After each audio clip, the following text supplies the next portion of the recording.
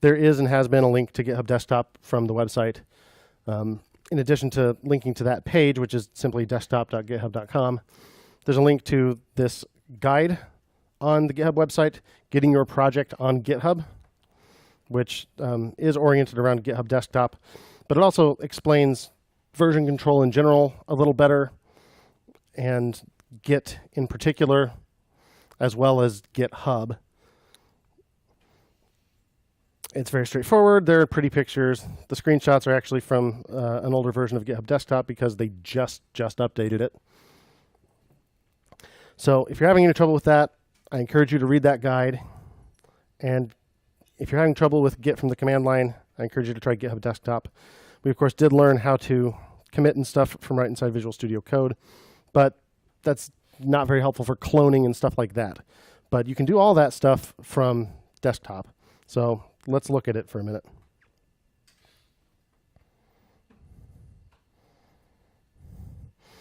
After you log in and everything, you'll probably first be given a chance to create a new repository or to clone one. I've already had this installed for a while, so I already have some there. But let's say we want to clone an existing repository that's on our GitHub. We can go to File, Clone Repository, and just paste in the URL. And it doesn't have to be the URL that you would use if you were cloning it from the command line. It can just be the website. It can be the HTTPS. And choose where you want to clone it locally.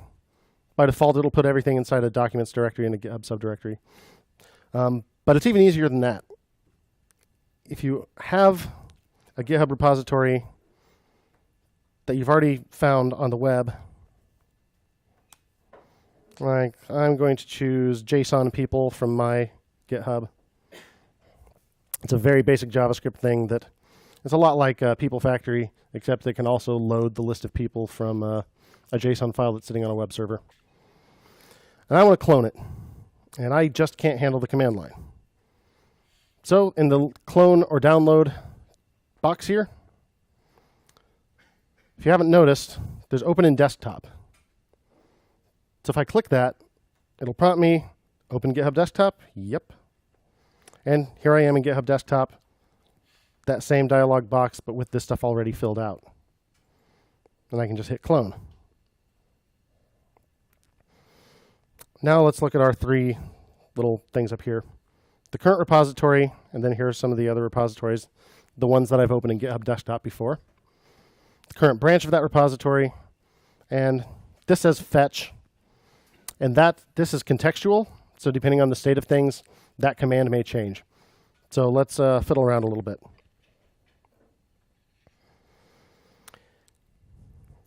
If you want to open the command line at this project, that's also really easy. Under repository up here,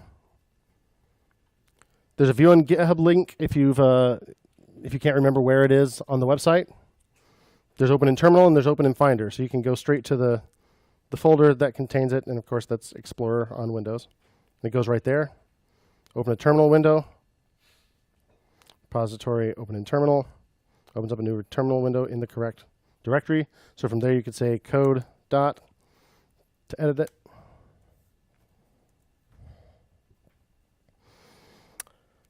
So let's select that repository, and it looks pretty empty. And that's because if you look over here, I'm looking at my changes, and I haven't made any changes since I cloned it, right? I haven't made any changes since my last commit. So I don't see anything in this list. If I flip over to history, then I can see all my previous commits, and it shows you the diff right there inside the tool. It lists all the files that have changed, and then you can look file by file at what changed within those files. You can go all the way back. And it's a pretty easy way to look at your changes over time. And then let's actually make a change to something in this project. So I don't remember where I put this project, but I've got it open in GitHub Desktop. So I will go repository, open in terminal, then open that project in code.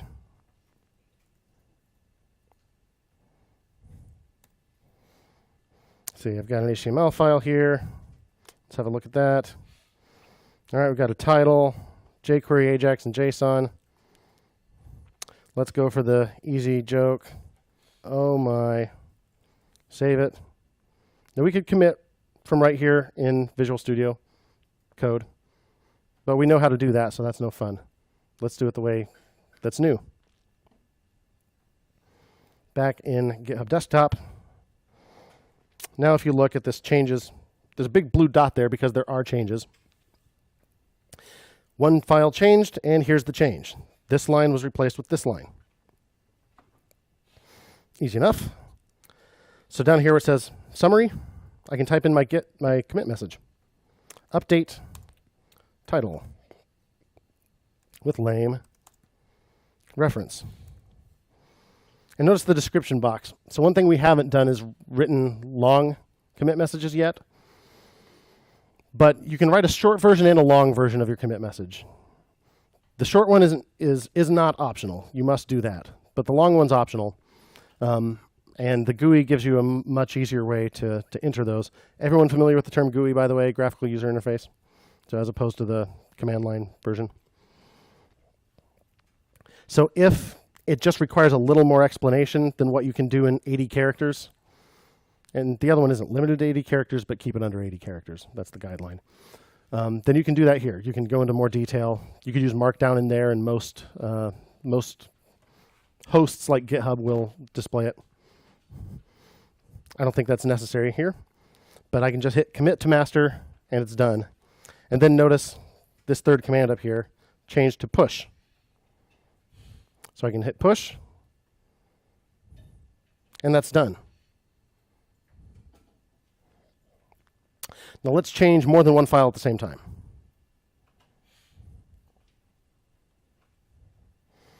All right.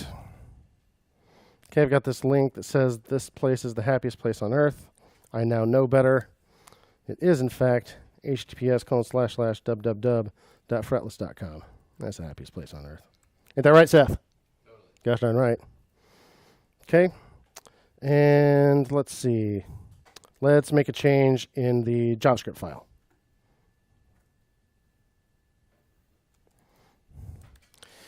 This is ES5 era JavaScript with jQuery. Tell by looking. And, let's put another comment right here. Ooh, an attribute selector.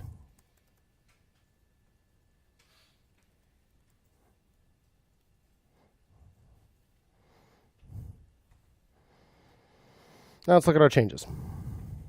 So we have two files that changed now, right? And I can look line by line at the details of what changed in each. You can always do git diff from the command line, but this is a lot easier. And sometimes you forget, frankly, what you've changed since your last commit. And it is always a good idea to do a git diff first. I don't do it in class because I make such small commits. But in real life, always look at the diff before you commit so you don't accidentally commit something that you don't mean to. It's a good way to catch it if you've left in a bunch of console logs that you don't want, or heaven forbid, a debugger line. Now, if I decided, well, these are really two different pieces of work, I only want to commit one of these files, it's easy. Just uncheck one of them. Remember from the command line, git add is how you stage something for commit. In other words, a change that you've made, you can't just type commit, right? You have to add it first. That moves it, if you remember the diagram, from the working tree to the index or staging area. So that's what we're doing here with these check marks. But it gets even better. Even within index, well, let's see, which one did I make two changes in? Yeah, the JavaScript. I could stage some of these changes and not others, even within the same file. See the blue lines? That indicates what's staged for commit. So if I click that, that goes away. Now that change isn't going to be part of this commit. It's not going to undo the change. It'll still be there in my working copy, but it won't be part of this commit. So if you realize you've done too much since your last commit, and you only want to commit part of the work that you've done, this makes it easy even within a single file. So change some things, commit, and see, I've still got some changes in my working tree. Some more changes, or excuse me, change some more things. Let's go ahead and push that up with the great big push button. Now I forget where this is on GitHub, so I'm just going to go repository view on GitHub. Opens it right up. I see my changes. Now let's make a change up here that won't be present on our local machine. Let's go ahead and add a README, since that's really easy to do here. Add a README, JSON people. JSON and people in the same project. This must be my lucky day. Commit new file. Flip on over to GitHub Desktop. Now, a more realistic scenario would be that another developer is working on this project with you, and they've made some changes and pushed it up, and you don't have them yet. Point being, we can pull as easy as we can push. So notice this button, since I don't have any changes, any local commits that I haven't pushed up, the button is fetch right now. And fetch finds out about the changes that are present that you don't yet have. It doesn't do the pulling yet. Now it says, the command switched to pull, and it shows me that I have one commit that's on GitHub that isn't in my local copy. So I hit that to pull it down. Then I look over at my history and I see create README. So there are a lot of GUIs for Git. Some of them are free, some of them aren't. Of the free ones, I think this is my favorite. And it's about as good as some of the ones that charge quite a bit of money. So if you have any trouble at all with Git, or if you just want to be able to do some more granular changes, I highly recommend it. And I recommend one GUI or another, almost regardless, for real world work, just because it makes it a lot easier to check your diffs before you commit, and you really, really ought to be doing that.